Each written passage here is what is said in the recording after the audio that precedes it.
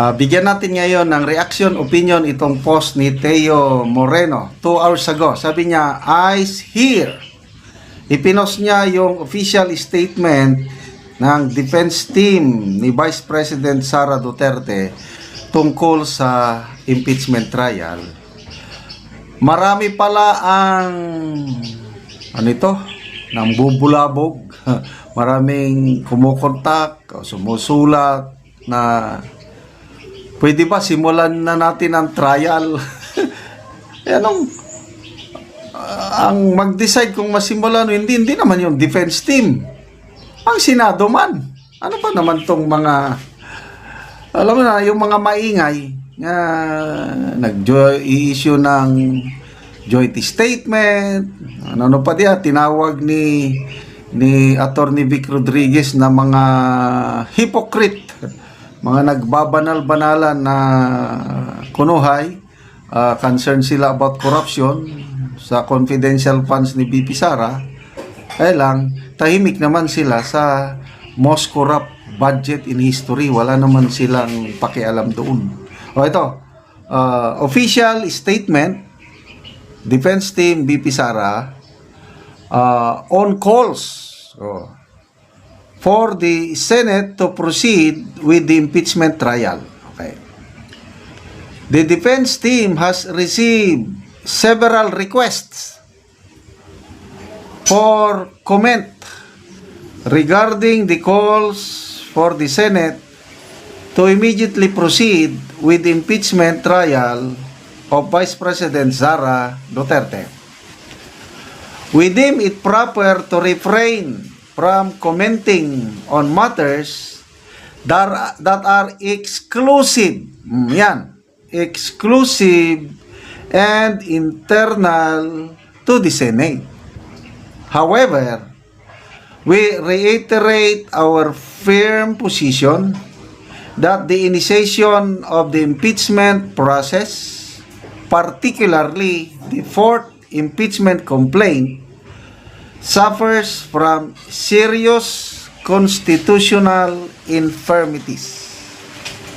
The impeachment process must never be weaponized to harass, silence, or eliminate political opponents.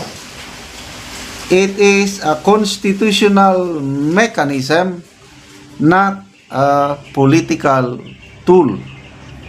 Nevertheless, should the Senate choose to proceed, ito na, let the bloodbath begins. Kailang hindi ito nakasulat. Should the Senate choose to proceed, we stand ready to confront the charges and expose the baselessness of the accusations against the Vice President. Ang ganda ng pagkasulat. Malaman. Bullseye. Wala silang pakialam kung magsimula o hindi. Dahil ang pagsisimula ng impeachment trial nasa kamay ng mga senador. Bakit? May mga nagre-request sa defense team na mag-comment sila. Di ba? Tama na, no comment. Kaya lang, ang sinabi nila is, yung impeachment complaint, lalo na yung pang-apat, has serious defects. Kasi, last year, 3 ang na-file. Hindi gumalaw. Yun yung birada ni Senator Escudero sa mga kongresista. Sabi niya, kayo, ang rule nyo dyan is immediately. Nandyan na, 3 impeachment complaint.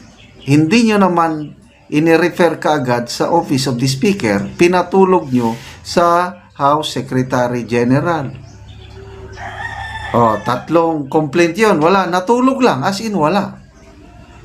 Tapos, nung February 5, nagkaroon ng pang-4 na impeachment complaint.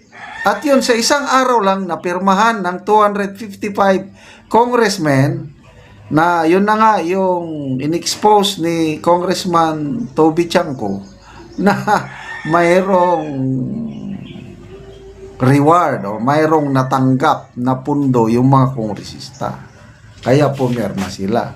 O, campaign manager ng alyansa ang nagsabi niya na nalaman na lang natin na dahil sa pinilit na impeachment complaint, natalo ang alyansa. Oh, so yun, may problema ang fourth impeachment complaint. So, bahalang mga senador na mag-evaluate sa fourth impeachment na yun, kung kaya nga meron ng resolution na nakahanda na calling for the de facto dismissal dahil may problema nga. Oh. So kung may 13 senators na pumirma sa resolution, ay wala na. Dismiss na. Oh, hindi na tayo makakapanood ng bloodbath. So, ano na ngayon? Marami nang umiiyak. Akbayan, Risa Ontiveros, June 9. May protest march sila, June 9, June 10, and June 11. People power kuno, nananawagan sila sa mga tao. Kaya lang, sa press release nila, 5,000 lang ang pinakamalaki nga matawagan nila. Baka mamaya, hindi pa, alam mo na, yung dati na yan, ang daming nagre-reklamong senior citizen, hindi na ibigay yung naipangako sa kanila. Okay, so, as far as the defense team of BP Sara is concerned, we are ready. Should the Senate proceed, let the bloodbath begin. Maganda yung proposal ni Senator Tolentino. Basta pumayag ang prosecution at ang defense, expedited rules. Babaguhin yung rules para mapura. Matatapos by June 30. Oh, yon, may pag-asa na tayo. Let the bloodbath begin. By June 30, alam na natin ang resulta. Anong resulta? Alam na natin eh. Acquitted na yan.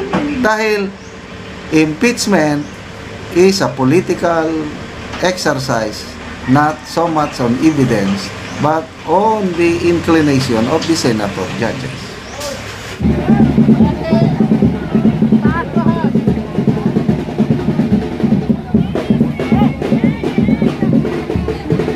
So mga kababayan, at akbayan for this impeachment trial now.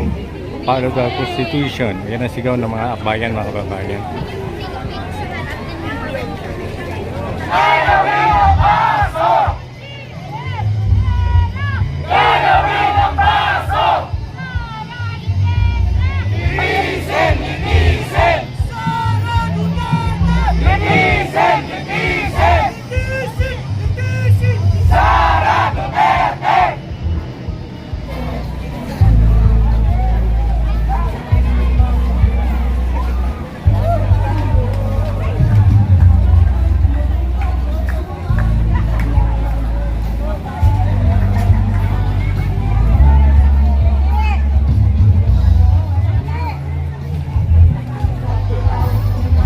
Ito, Magdalo mga kababayan, no?